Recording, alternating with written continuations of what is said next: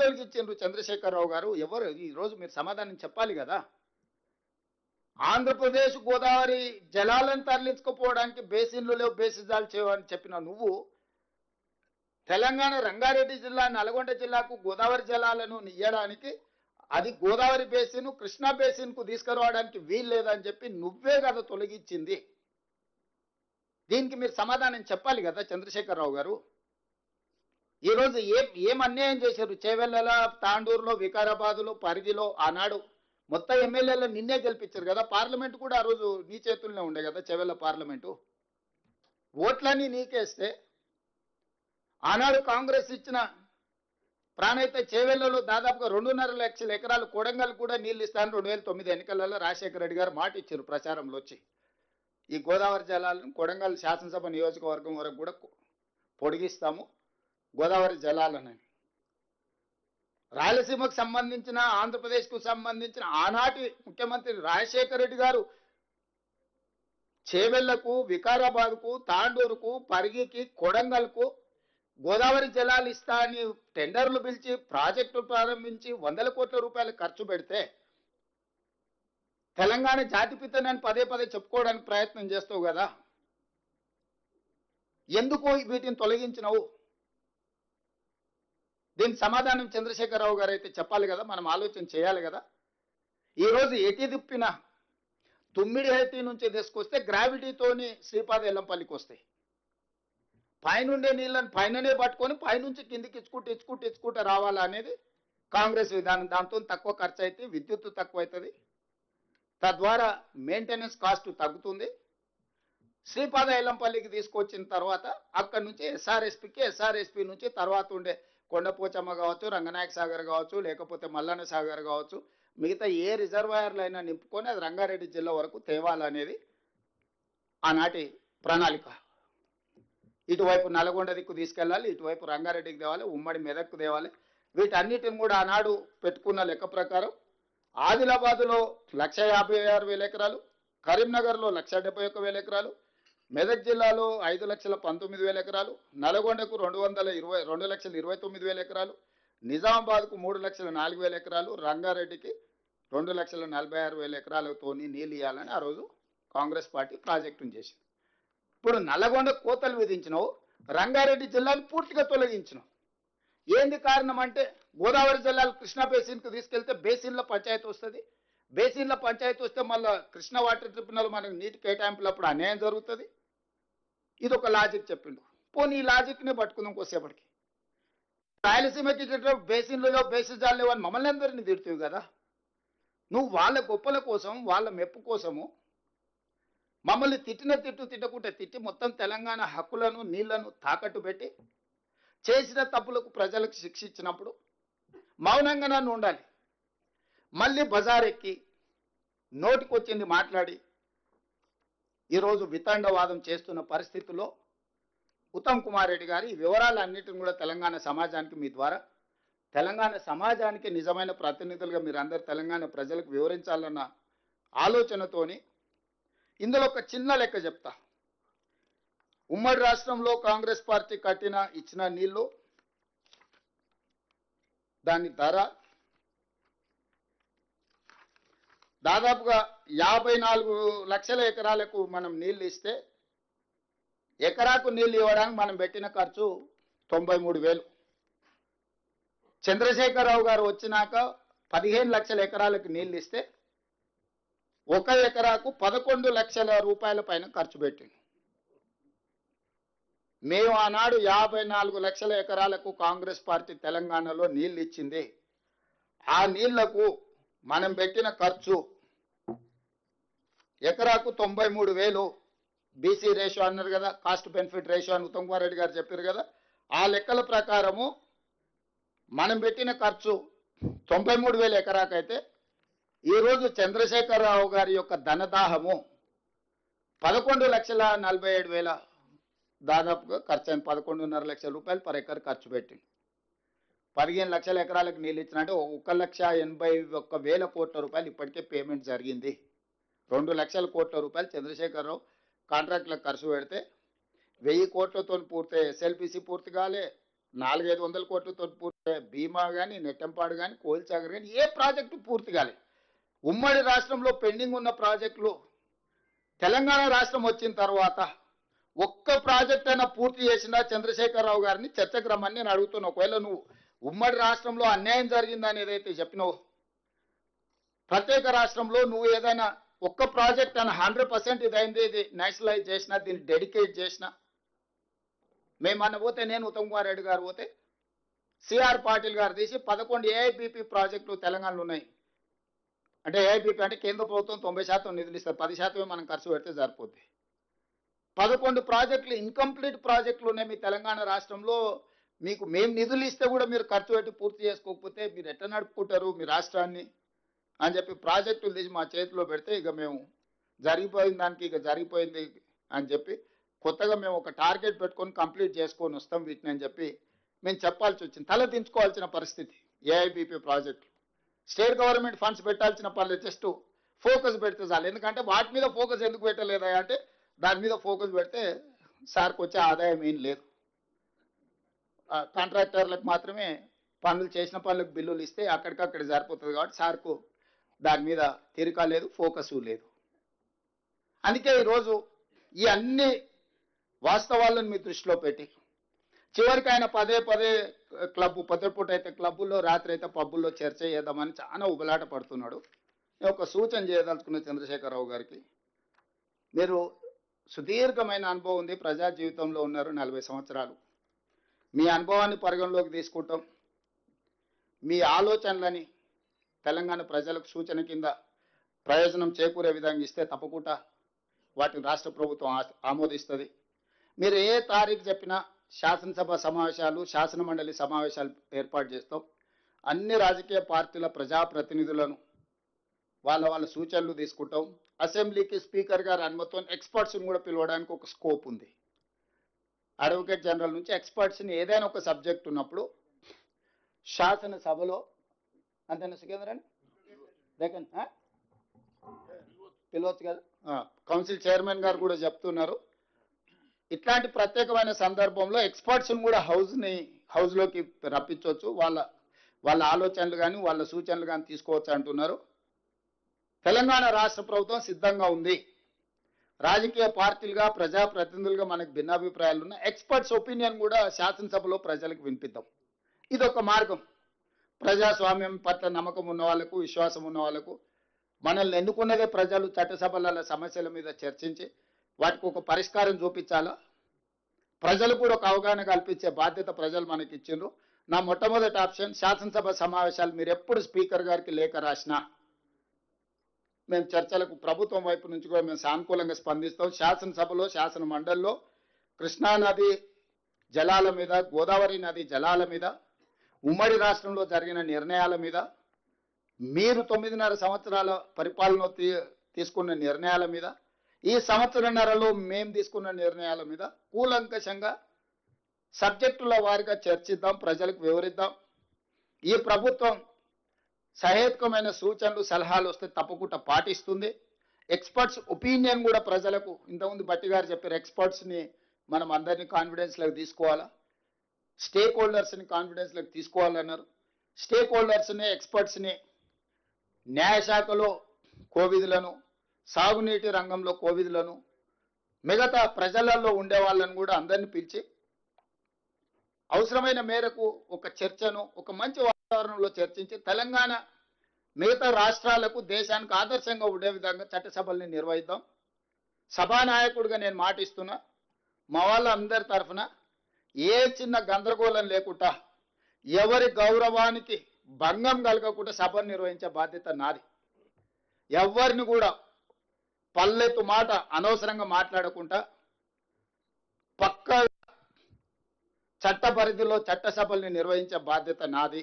నేను తీసుకుంటా. సభ జరిగినంతసేపు ఒక క్షణం కూడా పక్కకు కూర్చొని సభలో ప్రశాంతమైన వాతావరణంలో అర్థవంతమైన చర్చలకు మేము వేదిక ఏర్పాటు చేస్తాము. చంద్రశేఖరరావు గారు మీరు రండి, ఎక్స్పర్ట్స్ను పిలుద్దాము, తెలంగాణ స్టేక్ హోల్డర్స్ను పిలుద్దాము, ప్రభుత్వం వైపు నుంచి మా ఆలోచన, మా పాలసీ డాక్యుమెంట్ను మేము ముందర పెడతాము.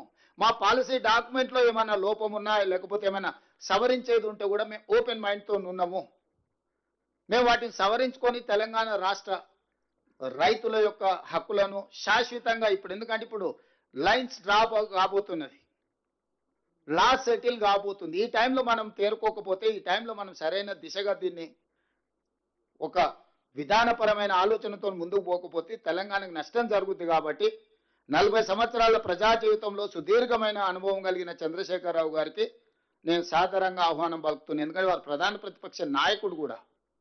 వారు ప్రధాన ప్రతిపక్ష నాయకుడు, వారి ఆరోగ్యం బాగుండాలి, ప్రజా జీవితంలో ఉండాలి, వారు ప్రజలకు ఉపయోగపడాలని నేనంటే వాళ్ళ కొడుకొచ్చి అంటాడు ఆయన ఎందుకు వానికి రాడు, ఆయన రాడు, ఆయనతో ఏం పని ఉందా. నేపాల్లో కూడా ఇట్లనే రాజ్యం రాలేదని చెప్పి AK-47 అని చెప్పి డిన్నర్ అని పిలిచిండు ఫ్యామిలీలు అందరినీ. AK-47 పెట్టి 16 మంది పడపడగాలు చేసిండు. ఇంక అందరూ వేరు కాబట్టి వాడు ఒకడే మిగిలిండు, వాడే రాజాడు నేపాల్కి. ఇట్లాంటివి ఆదర్శంగా తీసుకుంటారు. మేమేం చేస్తాం, మీ కుటుంబంలో ఏదైనా ప్రాబ్లం ఉంటే మీరు కూర్చోవాలి, కుటుంబ పెద్దలతోనో కుల పెద్దలతోనో కూర్చొని పంచాయతీ తెంచుకోవాలి.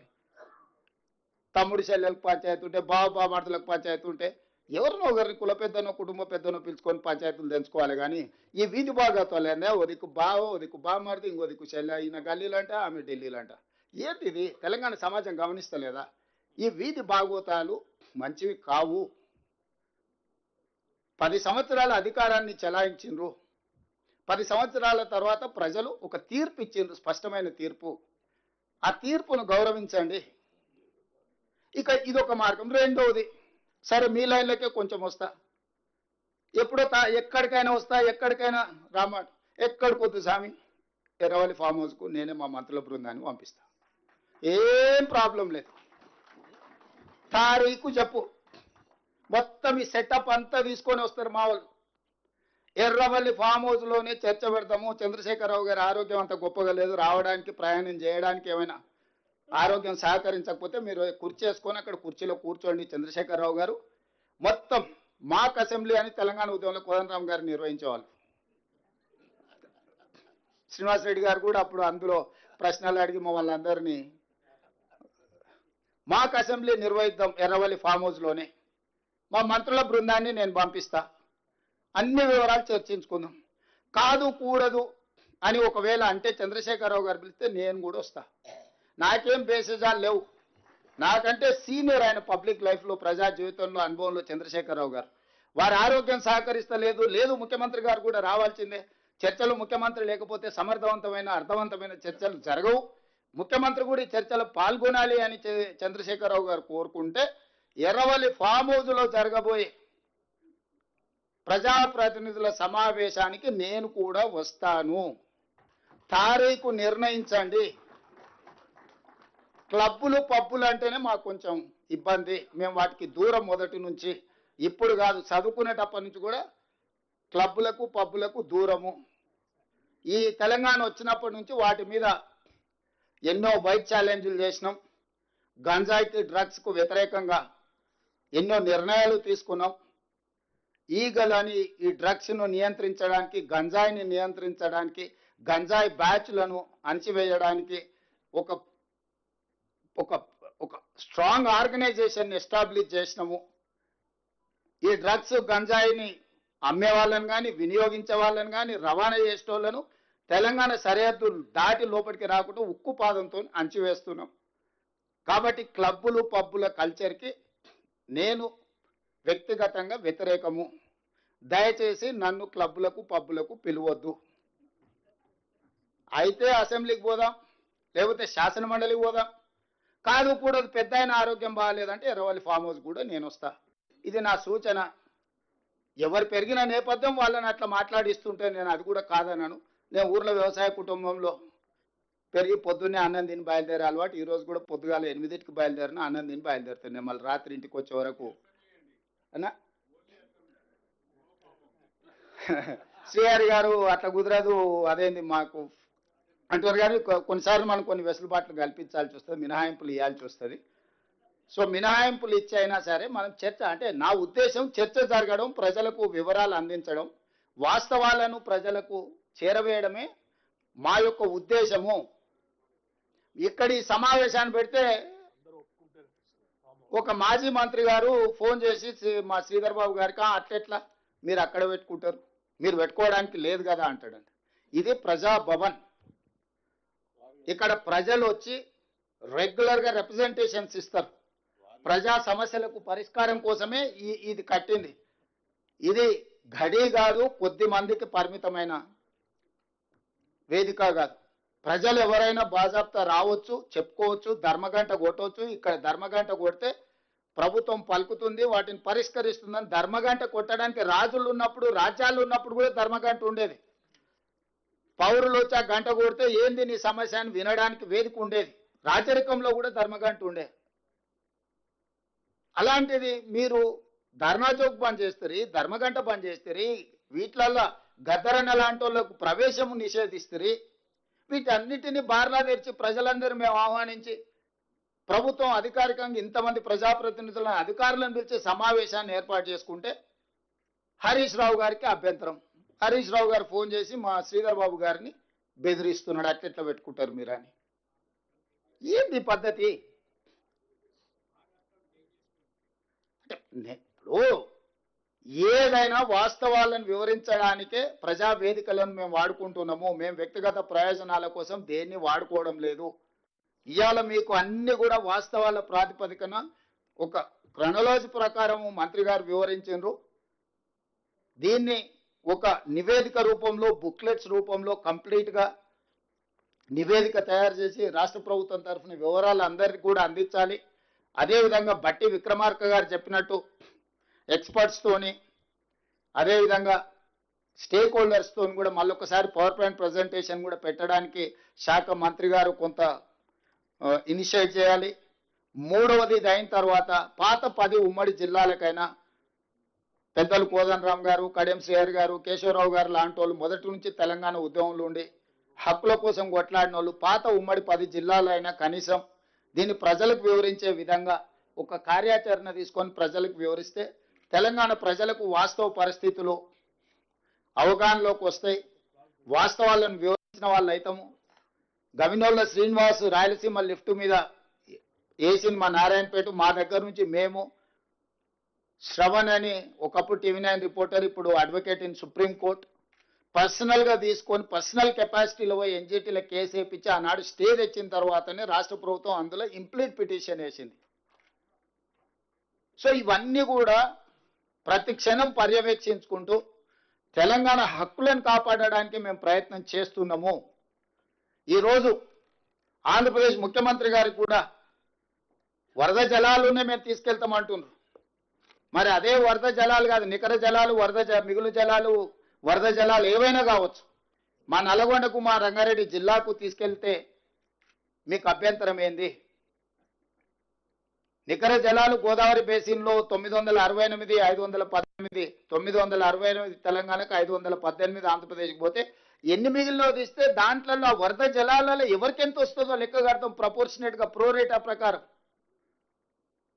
మోరార్లెస్ ఎంత పర్సెంటేజ్ నికర జలాలలో ఉందో వరద జలాలలో కూడా మోరార్లెస్ ప్రోరేటా ప్రకారం ఒక హక్కు ఉంటుంది. ఆ హక్కు ప్రకారం వరద జలాలలో మాకెంత ఉందో ఆ వరద జలాల మీకెంత వస్తుందో ఒక లెక్క తెలుసుకున్న తర్వాత పైన మేము కట్టుకుంటాం, కింద మీరు కట్టుకోండి. ఇప్పుడు పైన మేము కట్టుకోకుండా, మా నీళ్లు మేము ఒడిసి పట్టుకోకుండా, చంద్రశేఖరరావు చేసిన పాపాల వల్ల, కాళేశ్వరం కూలిపోవడం వల్ల, చేవెళ్ల ప్రాంతాన్ని మినహాయించడం వల్ల ఆ నీళ్లు మిగిలిపోయి నీ కింద వరదలాగా కనిపిస్తుంది. మేము వాడుకుంటే మీకు వరద ఉందా, బురద ఉందా, ఏముందో తేలుతుంది కదా. ఫస్ట్ మా ప్రాజెక్టులు అన్నీ చేయండి, మా కంప్లీట్ చేసుకోనియండి. ఆయన 10 ఏళ్ళు నిధులు ఖాళీ అయిపోయినాయి కానీ నీళ్లు మాత్రం మాకు రాలే. ఇప్పుడు ఆయన కట్టిన 1,00,000 కోట్లు ఖర్చు పెట్టి నికరంగా కట్టిన కాళేశ్వరం కూలిపోయింది. కూలింది కాబట్టి ఏమైనా కొన్ని నీళ్ళు నీ కింద వరదలాగా కనిపిస్తుండొచ్చు, నేను కాదంటే లేను. అవి చర్చ చేద్దాము. ఫస్ట్ నికర జలాల మీద ఒక లెక్క ఉంది, 968, 518. ఆ లెక్క మీద మనం చర్చ చేయాల్సిన అవసరం లేదు. ఆ తర్వాత ఉండే మిగులు జలాలలో మీ హక్కు ఏంది, మా హక్కు ఏంది. ఆ తర్వాత వరద జలాల మీద మీ హక్కు ఏంది, మా హక్కు ఏంది. మేమేమేమి కట్టుకోవాలనుకుంటున్నాం, మీరేమేమి కట్టాలనుకుంటున్నారు. గోదావరి రివర్ మేనేజ్మెంట్ బోర్డు దగ్గర కూర్చుందాము, మాట్లాడుకుందాము. ఈ స్టేట్ రీఆర్గనైజేషన్ యాక్ట్ని ఫస్ట్ అధికారులతో చర్చ చేయాలి, ఆ తర్వాత మంత్రులతో చేయాలి, ఆ తర్వాత అపెక్స్ కౌన్సిల్ చేసుకోవడానికి అన్ని రకాల వెసులుబాట్లు చట్టంలోనే కల్పించిండ్రు. మీకు ఇన్ఫ్లుయెన్స్ ఉంది కదా, డైరెక్ట్ పైకి పోతా అంటే ఎట్లా? ప్రతి కేసు సుప్రీంకోర్టు వినదు. Sessions court, district court, high court, తర్వాత సుప్రీంకోర్టు. నువ్వు ఈ సిస్టమ్ అంతా తీసేసి అట్నుంచి వస్తాం మేము కిందికి, మాకు అధికారం ఉంది కాబట్టి, మోడీ మేము చెప్పింది వింటాడు కాబట్టి. న్యాయం అనేది కూడా ఒకటి ఉంటుంది. న్యాయపరంగా మేము కొట్లాడుతున్నాము. మేము మిగతా వాళ్ళలాగా రోడ్ ఎక్కి ఏది పడితే అది మాట్లాడతలేము, కానీ న్యాయపరంగా ఏం కొట్లాడాలనో, ఎవరెవరికి ఇవ్వాలనో, మన ఎన్విరాన్మెంట్ అండ్ ఫారెస్ట్లో మేము కంప్లైంట్ చేయడంతో వాళ్ళు పెట్టిన అప్లికేషన్ని తిప్పి పంపినరు. మేము అందరి దగ్గరికి వెళ్తున్నాము. మాకేం బాధ ఉందో చెప్తున్నాము అందరికీ, డాక్టర్ల దగ్గరకు పోయి. ఏది కాదనుకున్నప్పుడు ఏం చేయాలి, దానికి కూడా ఒక వ్యూహము ఎత్తుగడ ఉంటుంది కదా. వ్యూహం లేకుంటేనే ఇంత దూరం వచ్చినామా? ప్రజల సహకారం లేకుంటేనే కుర్చీ వరకు చేరుకున్నామా? ఈ ప్రభుత్వాన్ని ఏర్పాటు చేసినామా? తెలంగాణ ప్రజల హక్కులను కాపాడటానికే కదా తెలంగాణ రాష్ట్రం ఇచ్చింది కాంగ్రెస్ పార్టీ. తెలంగాణ రైతుల హక్కులకు అన్యాయం జరుగుతుంటే చూసుకుంటూ కూర్చుంటుందా కాంగ్రెస్ పార్టీ? మీరేంది మాకు చెప్పేది? సలహా ఇవ్వండి, సూచనలు చేయండి, సహేతుకమైన విధానంతో ముందుకు రండి. అసూయతోని, అక్కస్తోని, అహంభావంతో, అహంకారంతో ఏం మాటలు అవి? అట్లాంటి మాటలకు సమాధానం చెప్పడానికి మా దగ్గర లేరనుకుంటురా? మా ఒక్క మందుల సామెలు చాలు, మేము అందరం అక్కర్లేదు. ఒక మందుల సామెలు నువ్వు పంపిస్తే చాలు, నీకు నీ తాతకు 3 తరాలకు సమాధానం చెప్తాడు. అది కాదు కదా. మేమేదో గౌరవంగా చట్టసభలలో చర్చిద్దాము, రండి మీరు పెద్ద మనుషులు, మీరు మీ అనుభవాన్ని చెప్పుదురండి అని మేము అంటుంటే అదేదో మా చేతకంతనం అనుకొని తలా తోక లేకుండా మాట్లాడితే తోక కత్తిరించే తెలుసు. ఒకవేళ నీకు తెలవకపోతే మీ నాయన అడుగు, ఏం చేస్తే ఏమైందో మీ నాయన ఇప్పుడు ఏడు ఉన్నాడు. నాకు చికాకు కలిగించొద్దు. నాకు చికాకు కలిగిస్తే మళ్ళీ అది బాగుండదు. నేను చదవడం మొదలు పెడితే మళ్ళీ అది మంచి కూడా ఉండదు. ఏదేమైనా కృష్ణా నది జలాలలో, గోదావరి నది జలాలలో తెలంగాణ హక్కులను ఎవ్వరికి తాకట్టు పెట్టము. ఎంతటి వారు వచ్చినా ఎవరితోనైనా నిటారుగా నిలబడి కొట్లాడతాము. ప్రజలు ఒక విశ్వాసంతో, నమ్మకంతో మాకు అవకాశం ఇచ్చిండ్రు. శాశ్వతంగా చరిత్రలో గొప్పగా నిలిచిపోయే విధంగానే మా విధానము, మా ఆలోచన, మా పోరాటం ఉంటుంది. ఎవరి వ్యక్తుల కోసం ప్రజల హక్కులను తాకట్టు పెట్టము. ఎవరు ఎదురుగా ఉన్నా తెలంగాణ ప్రజల హక్కుల విషయంలో దేవుడే వచ్చి ఎదురుగా నిలబడ్డా నిటారుగా నిలబడి కొట్లాడతాము. వ్యక్తులు అనేది మర్చిపోండి. తెలంగాణ హక్కులకు అన్యాయం జరుగుతుంది చేస్తామని దేవుడు ఎదురుగా నిలబడ్డా కూడా దేవుడినైనా ఎదురించి తెలంగాణ ప్రజల తరఫున నిలబడే బాధ్యత మాది, మా మంత్రి వర్గాన్ని. ఎవరు అధైర్యపడాల్సిన పని లేదు. అసూయతోనూ అక్కస్తోనూ ఎవరైనా చిల్లర మాటలు మాట్లాడితే వాళ్ళ నీతి, వాళ్ళ జాతి ప్రజలు గుర్తిస్తారు. ధన్యవాదాలు. గౌరవనీయులు ముఖ్యమంత్రి గారికి, గౌరవనీయులు ఉప ముఖ్యమంత్రి గారికి, మంత్రివర్గ సభ్యులందరికీ, అదేవిధంగా ఎంపీస్, ఎమ్మెల్యేస్, అడ్వైజర్స్, గౌరవనీయులు కౌన్సిల్ చైర్మన్ గారికి, అందరికీ ధన్యవాదాలు. ఈ సమావేశం ముగిసింది. Thank you.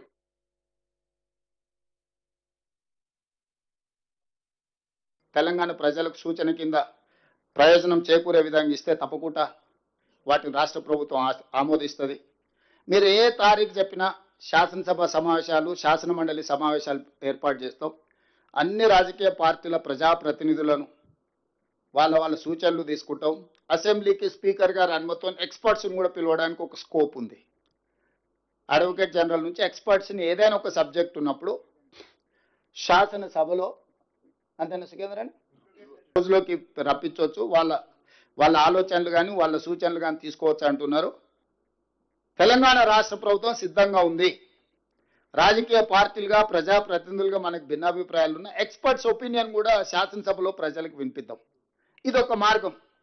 ప్రజాస్వామ్యం పట్ల నమ్మకం ఉన్న వాళ్ళకు, విశ్వాసం ఉన్న వాళ్ళకు, మనల్ని ఎన్నుకున్నదే ప్రజలు, చట్టసభల సమస్యల మీద చర్చించి వాటికి ఒక పరిష్కారం చూపించాలా, ప్రజలు కూడా ఒక అవగాహన కల్పించే బాధ్యత ప్రజలు మనకి ఇచ్చిండ్రు.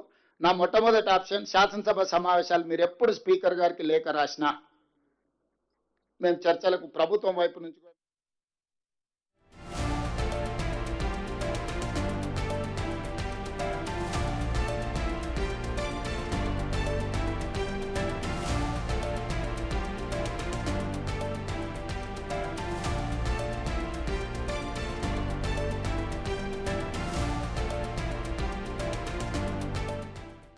తెలంగాణ ప్రజలకు సూచన కింద ప్రయోజనం చేకూరే విధంగా ఇస్తే తప్పకుండా వాటిని రాష్ట్ర ప్రభుత్వం ఆమోదిస్తుంది. మీరు ఏ తారీఖు చెప్పినా శాసనసభ సమావేశాలు, శాసన మండలి సమావేశాలు ఏర్పాటు చేస్తాం. అన్ని రాజకీయ పార్టీల ప్రజాప్రతినిధులను వాళ్ళ సూచనలు తీసుకుంటాం. అసెంబ్లీకి స్పీకర్ గారు అనుమతితో ఎక్స్పర్ట్స్ని కూడా పిలవడానికి ఒక స్కోప్ ఉంది. అడ్వకేట్ జనరల్ నుంచి ఎక్స్పర్ట్స్ని ఏదైనా ఒక సబ్జెక్ట్ ఉన్నప్పుడు శాసనసభలో అంతేనా సుఖేంద్రని రోజులోకి రప్పించవచ్చు. వాళ్ళ ఆలోచనలు కానీ వాళ్ళ సూచనలు కానీ తీసుకోవచ్చు అంటున్నారు. తెలంగాణ రాష్ట్ర ప్రభుత్వం సిద్ధంగా ఉంది. రాజకీయ పార్టీలుగా ప్రజాప్రతినిధులుగా మనకు భిన్నాభిప్రాయాలు ఉన్న ఎక్స్పర్ట్స్ ఒపీనియన్ కూడా శాసనసభలో ప్రజలకు వినిపిద్దాం. ఇదొక మార్గం. ప్రజాస్వామ్యం పట్ల నమ్మకం ఉన్న వాళ్ళకు, విశ్వాసం ఉన్న వాళ్ళకు, మనల్ని ఎన్నుకున్నదే ప్రజలు చట్టసభల సమస్యల మీద చర్చించి వాటికి ఒక పరిష్కారం చూపించాలా, ప్రజలు కూడా ఒక అవగాహన కల్పించే బాధ్యత ప్రజలు మనకి ఇచ్చిండ్రు.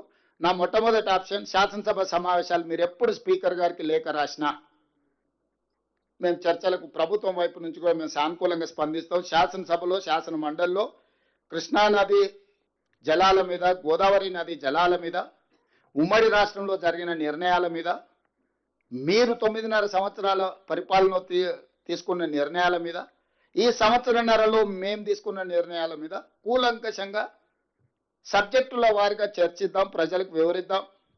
ఈ ప్రభుత్వం సహేతుకమైన సూచనలు, సలహాలు వస్తే తప్పకుండా పాటిస్తుంది. ఎక్స్పర్ట్స్ ఒపీనియన్ కూడా ప్రజలకు, ఇంతకుముందు బట్టి గారు చెప్పారు, ఎక్స్పర్ట్స్ని మనం అందరినీ కాన్ఫిడెన్స్లోకి తీసుకోవాలా, స్టేక్ హోల్డర్స్ని కాన్ఫిడెన్స్లోకి తీసుకోవాలన్నారు. స్టేక్ హోల్డర్స్ని, ఎక్స్పర్ట్స్ని, న్యాయశాఖలో కోవిధులను, సాగునీటి రంగంలో కోవిధులను, మిగతా ప్రజలలో ఉండే వాళ్ళను కూడా అందరినీ పిలిచి అవసరమైన మేరకు ఒక చర్చను ఒక మంచి వాతావరణంలో చర్చించి తెలంగాణ మిగతా రాష్ట్రాలకు, దేశానికి ఆదర్శంగా ఉండే విధంగా చట్టసభల్ని నిర్వహిద్దాం. సభానాయకుడిగా నేను మాటిస్తున్నా, మా వాళ్ళందరి తరఫున ఏ చిన్న గందరగోళం లేకుండా, ఎవరి గౌరవానికి భంగం కలగకుండా సభను నిర్వహించే బాధ్యత నాది. ఎవరిని కూడా పల్లెత్తు మాట అనవసరంగా మాట్లాడకుండా పక్క చట్ట పరిధిలో చట్టసభల్ని నిర్వహించే బాధ్యత నాది. సరే, మీ లైన్లకే కొంచెం వస్తా, ఎప్పుడో ఎక్కడికైనా వస్తా, ఎక్కడికైనా రామాట, ఎక్కడికి వద్దు స్వామి, ఎర్రవల్లి ఫామ్ హౌస్కు నేనే మా మంత్రుల బృందాన్ని పంపిస్తా, ఏం ప్రాబ్లం లేదు. తారీఖు చెప్పు, మొత్తం ఈ సెటప్ అంతా తీసుకొని వస్తారు మా వాళ్ళు. ఎర్రవల్లి ఫామ్ హౌస్లోనే చర్చ పెడతాము. చంద్రశేఖరరావు గారి ఆరోగ్యం అంత గొప్పగా లేదు, రావడానికి ప్రయాణం చేయడానికి ఏమైనా ఆరోగ్యం సహకరించకపోతే మీరు కుర్చీ వేసుకొని అక్కడ కుర్చీలో కూర్చోండి. చంద్రశేఖరరావు గారు మొత్తం మాక్ అసెంబ్లీ అని తెలంగాణ ఉద్యమంలో కోదండరామ్ గారు నిర్వహించేవాళ్ళు. శ్రీనివాస్ రెడ్డి గారు కూడా అప్పుడు అందులో ప్రశ్నలు అడిగి మమ్మల్ని అందరినీ మాక్ అసెంబ్లీ నిర్వహిద్దాం ఎర్రవల్లి ఫామ్ హౌస్లోనే. మా మంత్రుల బృందాన్ని నేను పంపిస్తా, అన్ని వివరాలు చర్చించుకుందాం. కాదు కూడదు అని ఒకవేళ అంటే చంద్రశేఖరరావు గారు పిలిస్తే నేను కూడా వస్తా. నాకేం బేసిజాలు లేవు. నాకంటే సీనియర్ ఆయన పబ్లిక్ లైఫ్లో, ప్రజా జీవితంలో, అనుభవంలో చంద్రశేఖరరావు గారు. వారి ఆరోగ్యం సహకరిస్తలేదు, లేదు ముఖ్యమంత్రి గారు కూడా రావాల్సిందే. చర్చలు ముఖ్యమంత్రి లేకపోతే సమర్థవంతమైన, అర్థవంతమైన చర్చలు జరగవు. ముఖ్యమంత్రి కూడా ఈ చర్చలో పాల్గొనాలి అని చంద్రశేఖరరావు గారు కోరుకుంటే ఎర్రవల్లి ఫామ్ హౌస్లో జరగబోయే ప్రజాప్రతినిధుల సమావేశానికి నేను కూడా వస్తాను. తారీఖు నిర్ణయించండి.